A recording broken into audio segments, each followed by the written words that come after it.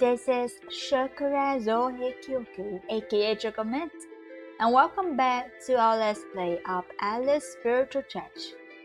We are still in the same chapter, but this time we have in the half zone in the process of proving that the Queen of Hearts is not the murderer, and she has some reason for her bullying, which says that she is not a murderer just because she is the bully. So let's continue.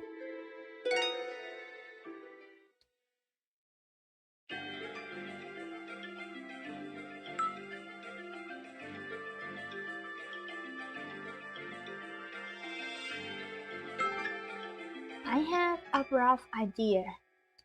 This is only my conjecture. Oh, why don't you tell us? What Queen of Hearts was hiding so desperately is, I believe it should be,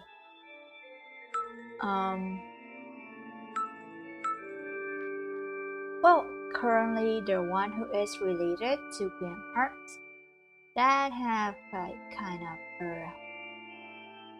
a vague relationship in a sense. Like for example, the relationship between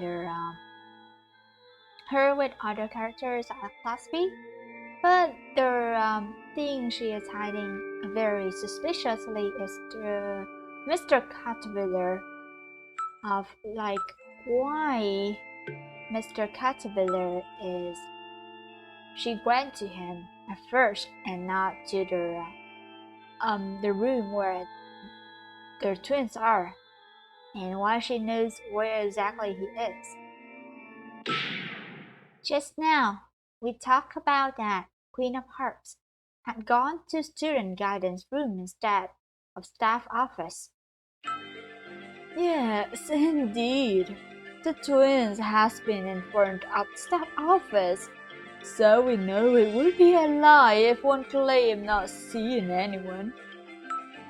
Isn't that a statement if you enter 20 minutes vacant? So we would be confused. That's it. Don't you think it's strange? If you encounter such things, it is more reasonable to call the police or the ambulance. Or since you are in the school, you will probably run to staff office for help. However, Queen of Hearts didn't choose to go to the staff office. This is where I find strange. After all, what is the reason not going to staff office? When the case happened, there was no one at staff office, but at 1800, then almost no one was around. Wouldn't it more effective to meet the twins in front of staff office and look for the other persons or call someone? Nevertheless, Queen of Hearts went to student guidance room as if she knew Mr. Caterpillar would be there. Stop it! A weakness that she wanted so much to remain a secret. A truth she could even devastate the crime scene to hide. No! If you try to combine all the parts and think about it, Queen of Hearts and Mr. Caterpillar are Alice. Queen of Hearts falls out and all eyes are on her. Queen of Hearts, you really don't need to say it out loud, Ray. I was surprised that you figure out everything.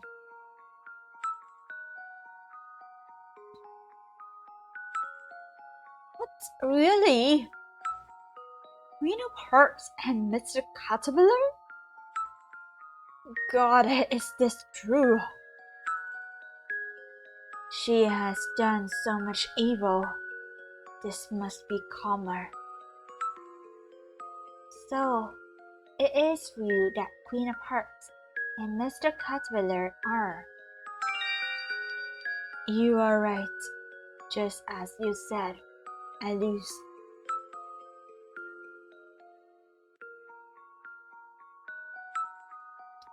With a shocking end, spiritual check for the tumultuous, the bully execution has come to a close. I have solved the riddle and helped Queen of Hearts to get rid of the suspect. Well, can you call it help? Did I take myself as a hero but hurt people instead? But the case is solved now. This should be the good ending. But what is this feeling? It seems that there is a hole in my heart.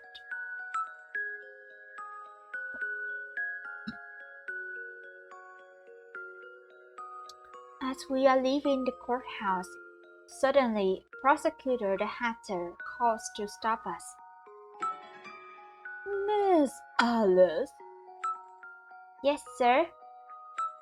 Queen of Hearts wishes to talk to you in private.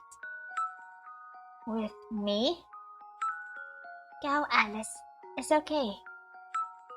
Cheshire Cat. Encouraged by Cheshire Cat, I go back to the courthouse again.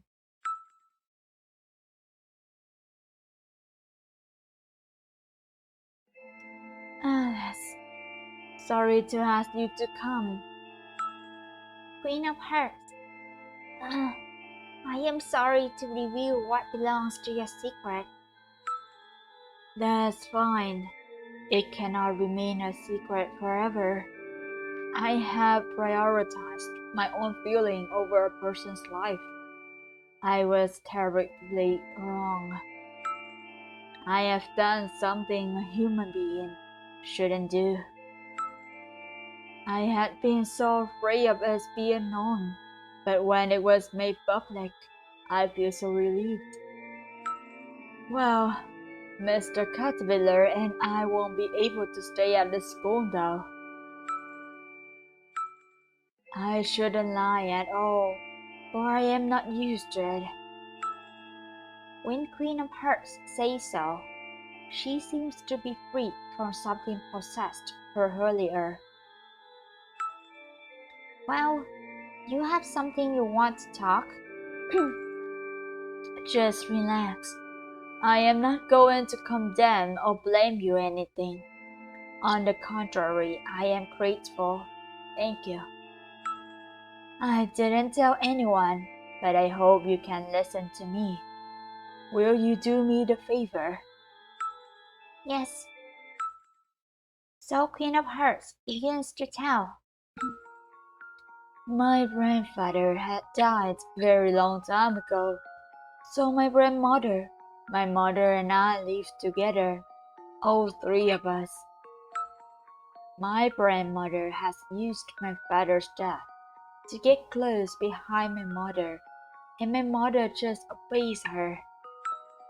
I grew up seeing the way my mother lived and decided in my heart that I would forever resist unfairness and wouldn't follow what people say.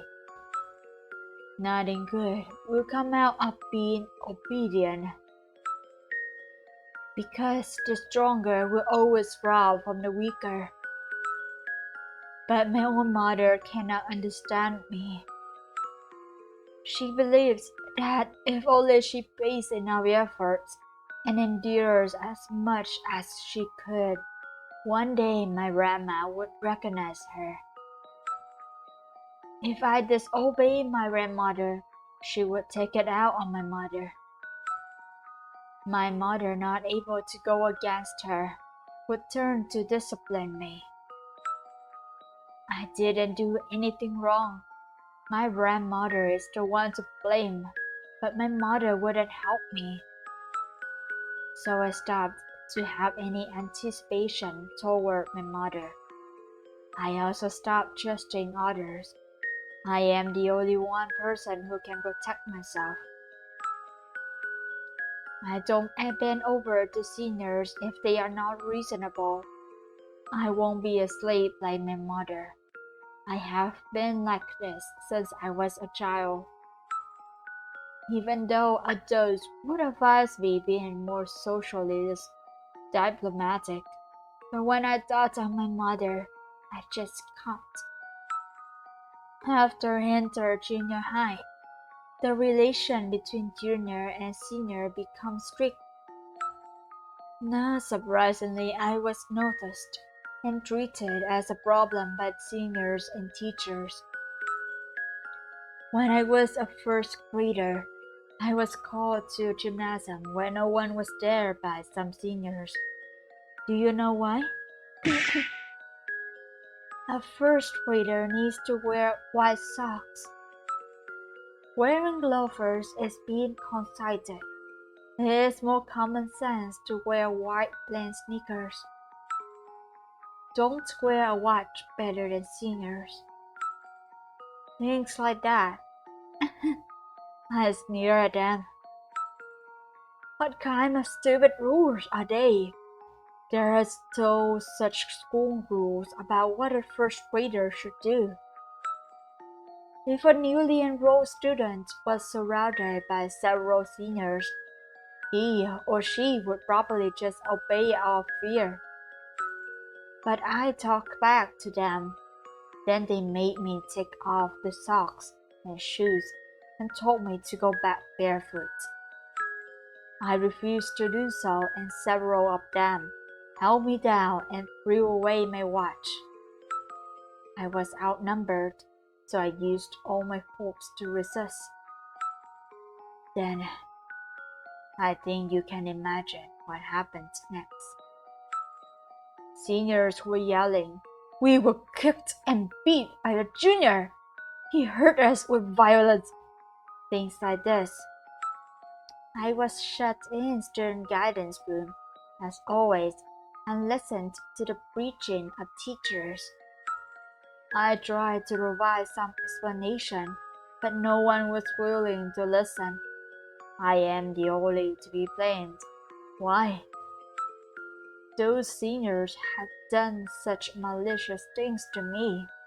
Most of their parents are the kind that teacher hates the most.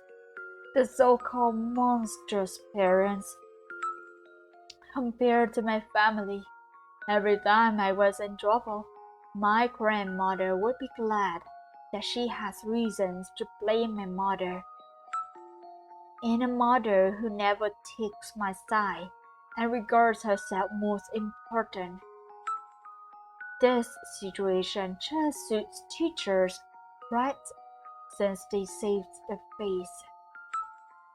So I thought I would be admonished severely just like before. I told Mr. Caterpillar, who came to student guidance room, rather sarcastically. I said, I am so sorry for you. Working late for this kind of unpleasant role. He then replied, I was told by the deputy here to scold you, but I changed my mind. I won't be able to go home earlier anyway. Instead of returning to staff office, nagged by the deputy head, it would be more interesting to listen to what you got to say. Wait, wrong voice, whoops. Instead of returning to staff office, nagged by the deputy head, it would be more interesting to listen to what you got to say. It's not something a teacher should say, but Mr. Caterpillar seems to understand me. He said it is normal to force a novice teacher to work late. We talked and I felt so much refreshed. That was the first time I felt close to an adult. That was the start. Wait, she is a junior high. So that is how things began. Um, uh, there is a serious situation here. She is in junior high and first grade. I don't know, like this junior high is like I don't think it's elementary school, but it should be around 15, 13, around that, and that means she's not of age yet. And the teacher should be, I don't know, he may wear a mask. He wear a mask, so it's not, it's uncertain his age is. He could be very young, like maybe 20. That would be the kind of like less worse situation. If he were to be 30 or more, well, that's just plain creepy. And this love is kind of like uncle and young. Yeah, this is really kind of iffy. Teacher student love. I mean, love is love. It's good. It's good that you fall in love, but the age gap is kind of iffy. Like if she were of age, like maybe 18 or more, then maybe it would be better. But I mean, I don't judge. It's just a bit awkward situation there. Don't you know this? Do you know this? There are some schools actually not forbidden teachers and students to have relationship. Ooh, okay. That school is very open with these relationships, I guess. I mean, they do what they do. There's no like forbidden thing about that. Just take care of yourself, okay? Like you're in junior high school, and that's when you are growing, and your heart's like emotionally very sensitive.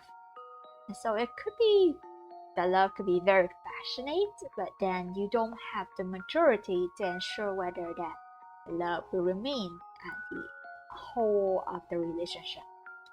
So I'll say the love that time would be a bit immature on one side.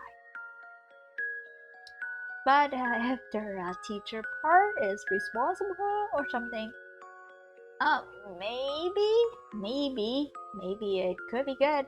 I don't know. It's unspoken agreement. We morally think it is a wrong thing to do, even though if it came to light, sometimes there would be punishment.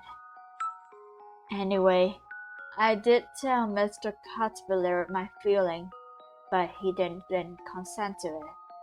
He said we are teacher and student. Thank you, Mr. Caterpillar, for being responsible. Then, Queen of Hearts and Mr. Caterpillar are not lovers. Something like that. We are not dating, but we do have some connections in private. Oh, okay.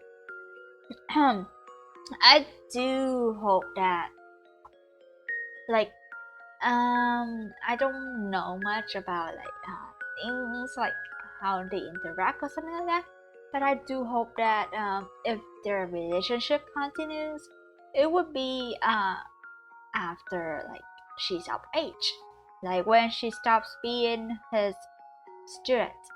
I think that would be fine.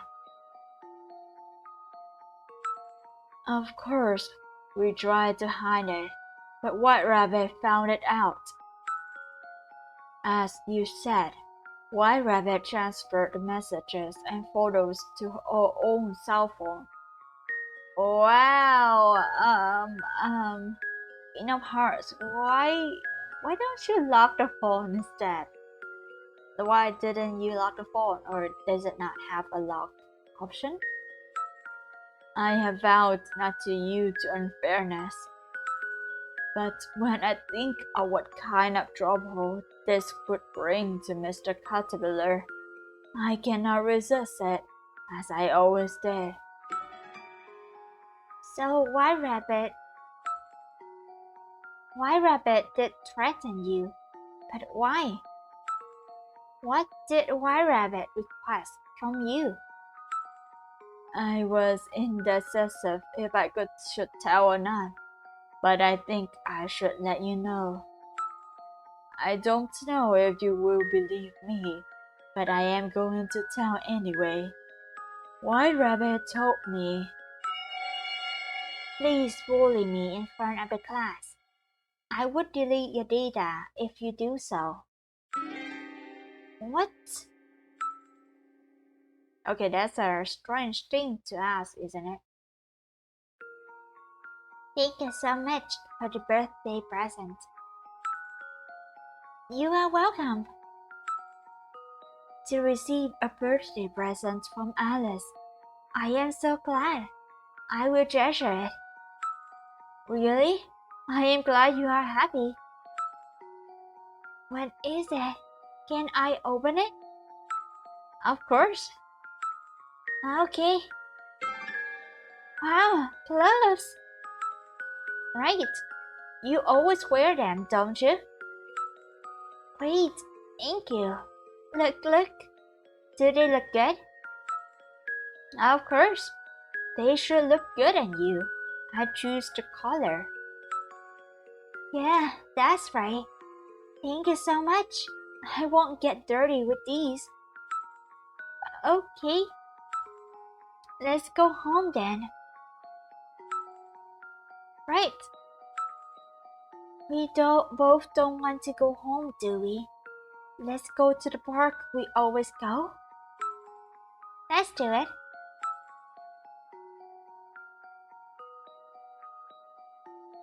Oh, we're back here again.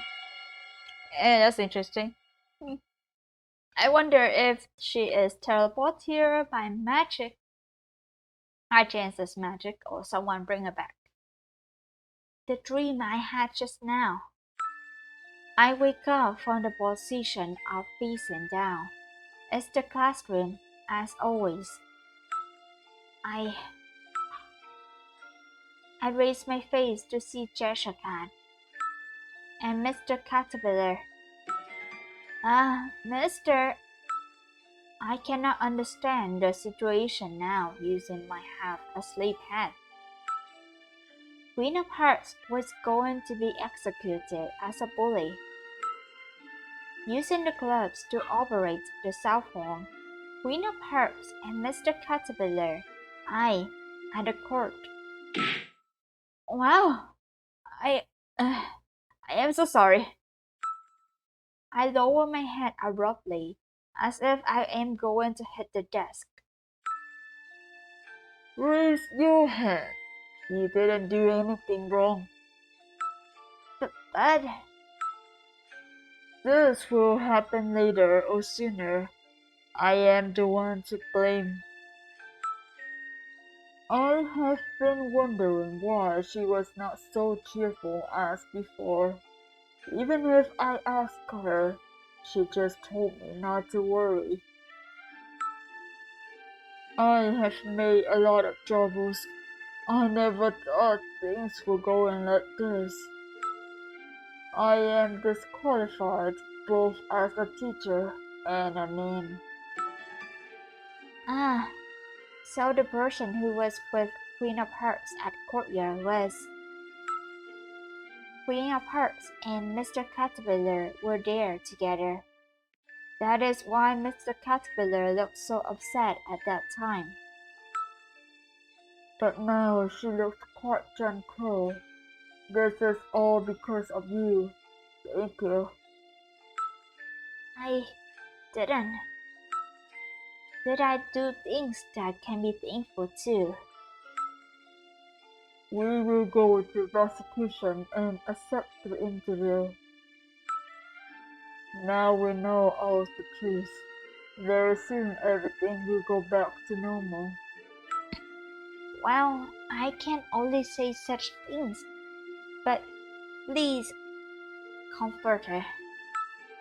I think Mr. Caterpillar is the only person who can comfort Queen of Hearts. That is probably true. Oh, it seems someone is coming to pick me up. Prosecutor the Hatter is standing by the door of the classroom. Excuse me to cut in your discussion. It's about time. I will go now.